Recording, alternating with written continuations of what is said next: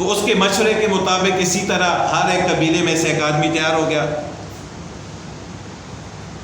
کہ آج رات ہم نے رسول اللہ صلی اللہ علیہ وسلم کے گھر پر دعویٰ بولنا ہے نعوذ باللہ اور ان کو شہید کرنا ہے.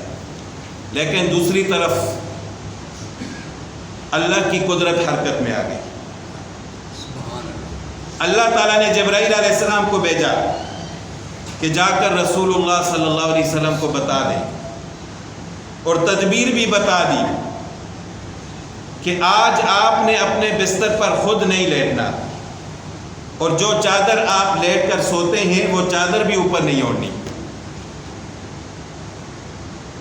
تو آپ صلی اللہ علیہ وسلم نے اپنے بستر پر حضرت علی رضی اللہ تعالیٰ عنہ کو لٹایا اور ان کو تسلی دی کہ یہ کفار آپ کا کچھ نہیں بگاڑ سکیں. اب حضرت علی رضی اللہ تعالیٰ عنہ کے مطمئن ہونے کے لیے یہ بات ہی کافی تھی کہ رسول اللہ صلی اللہ علیہ وسلم کی زبان سے سن لیا ہے کہ یہ میرا کچھ نہیں بگاڑ سکتا. تو آپ علیہ الصلوۃ والسلام کے بستر مبارک پر سبز چادر اوڑھ کر جو رسول اللہ صلی اللہ علیہ وسلم آرام فرماتے ہوئے اوڑھتے تھے وہ اوڑھ کر حضرت علی رضی اللہ تعالیٰ عنہ آپ صلی اللہ علیہ وسلم کے بستر پر لیٹ گئے. اب کفار باہر ننگی تلواریں لے کر کھڑے.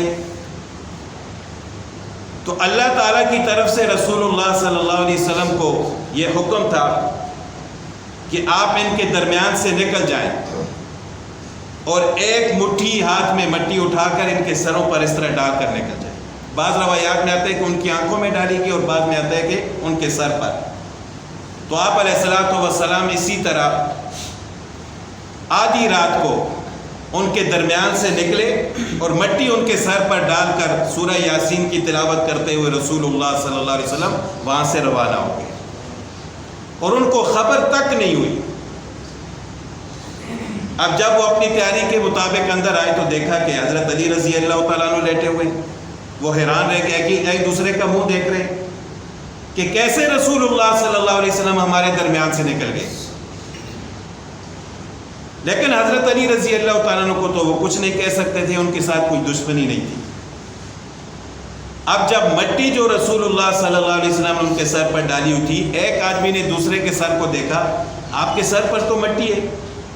وہ مٹی جاڑنے لگا, دوسرے نے دیکھا آپ کے سر پر بھی مٹی ہے. اس طرح کرتے کرتے سب نے دیکھا سب کے سر پر مٹی ہے. تو بڑے شرمندہ ہوئے کہ ایک تو ہمارے سروں پر مٹی بھی ڈال دی گئی اور رسول اللہ صلی اللہ علیہ وسلم ہمارے درمیان سے ایسے نکل گئے کہ ہمیں خبر بھی نہ ہوئی. تو ان کو پتہ تھا کہ یہاں سے نکل کر رسول اللہ صلی اللہ علیہ وسلم اگر کسی جگہ جا سکتے ہیں تو وہ حضرت ابوبکر صدیق رضی اللہ تعالیٰ عنہ کا گھر ہو سکتا ہے, کیونکہ حضرت ابوبکر صدیق رضی اللہ تعالیٰ عنہ نے بھی اس وقت تک ہجرت نہیں کی تھی. کئی دفعہ انہوں نے اجازت مانگی تو آپ علیہ الصلوۃ والسلام نے فرمایا کہ جلدی نہ کریں, اللہ تعالیٰ آپ کے لیے بھی کچھ ساتھی پیدا فرما دیں گے. تو حضرت ابوبکر صدیق رضی اللہ تعالیٰ عنہ فرماتے ہیں کہ میں سمجھ گیا کہ میرے ساتھی رسول اللہ صلی اللہ علیہ وسلم. تو انہوں نے اسی وقت ہجرت کی نیت سے 2 اونٹ پالے تھے کہ جب ہم ہجرت کریں گے تو ایک پر رسول اللہ صلی اللہ علیہ وسلم سوار ہوں گے اور ایک پر میں سوار ہوں گا. تو جب رسول اللہ صلی اللہ علیہ وسلم رات کے وقت یعنی سحری کا وقت تھا تقریباً, حضرت ابوبکر صدیق رضی اللہ تعالیٰ عنہ کے گھر پہنچے اور ہجرت کی خوشخبری دی.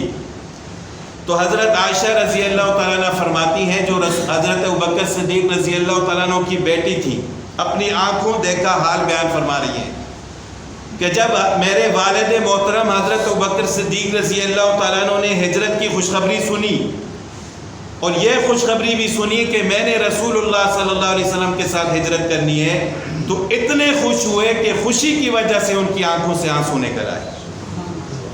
اور مجھے اس وقت پتہ چلا کہ کبھی انسان خوشی کے وقت بھی روتا ہے.